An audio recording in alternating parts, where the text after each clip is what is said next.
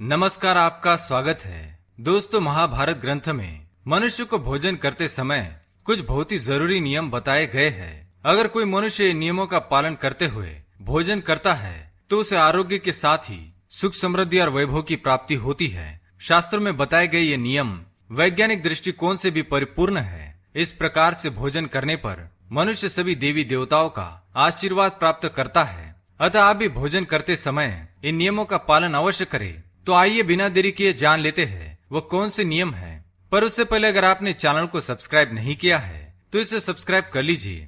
साथ ही वीडियो को एक लाइक करना ना भूले।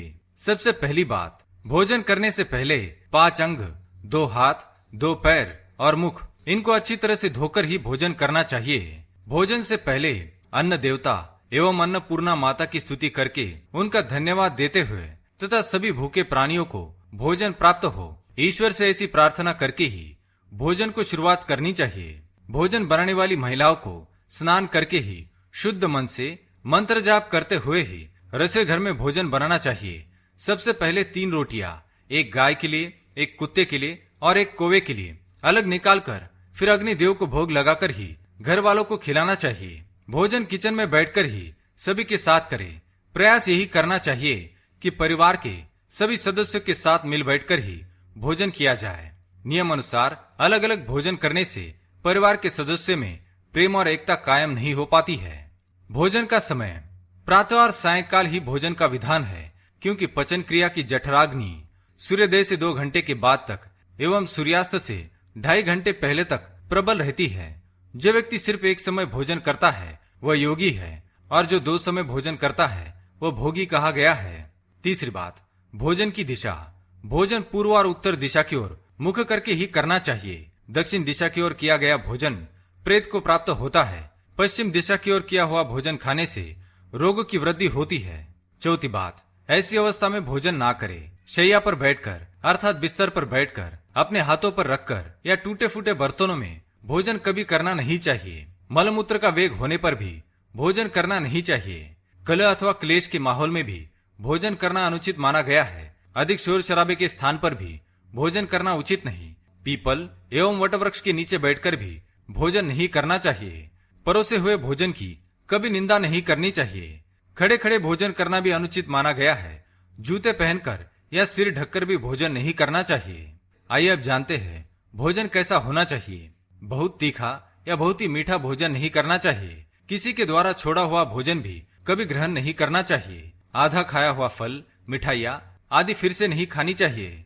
खाना छोड़कर उठ जाने पर दोबारा भोजन कभी करना नहीं चाहिए। जो कोई भी ढिंडोरा पीटकर खिला रहा हो वहां पर जाकर कभी भोजन नहीं करना चाहिए। पशु या कुत्ते के द्वारा छुआ हुआ भोजन कभी करना नहीं चाहिए। रजस वाला स्त्री के द्वारा परोसा गया भोजन भी करना अनुचित है। श्राद्ध का निकाला हुआ, बासी या मुंह से फूंक मारकर ठंडा किया गया भोजन भी करना अनुचित है। बाल गिरा हुआ भोजन भी ना करे। अनादर युक्त अवहेलना पूर्ण परोसा गया भोजन भी कभी ना करे। कंजूस के द्वारा वैश्या के हाथ का, शराब बेचने वाले का दिया भोजन भी और ब्याज का धंधा करने वाले व्यक्ति का भोजन भी कभी करना नहीं चाहिए। छठी बात, भोजन करते समय ध्यान रखे। भोजन के समय मौन रहे। रात्रि के समय भरपेट ना खाए। अगर भोजन करते समय बोलना आवश्यक है तो केवल सकारात्मक बातें ही करे। भोजन करते समय किसी भी प्रकार की समस्या पर चर्चा ना करे। भोजन को बहुत चबा चबा कर खाए।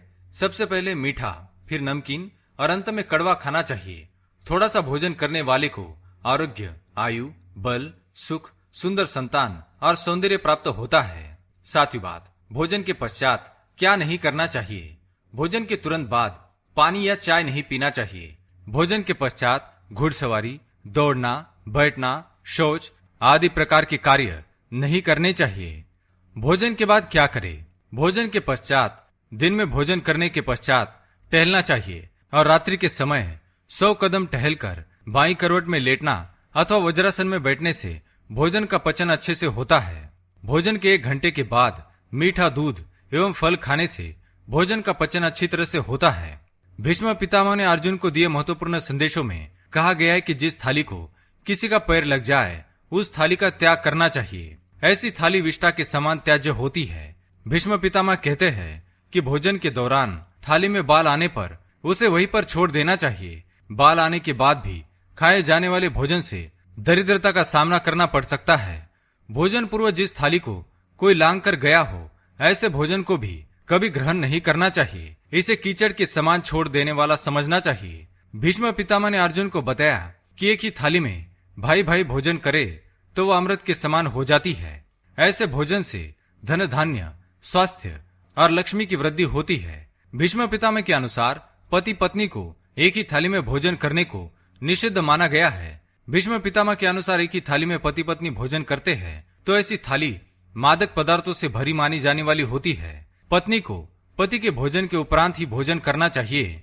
इससे घर में सुख समृद्धि बढ़ती है।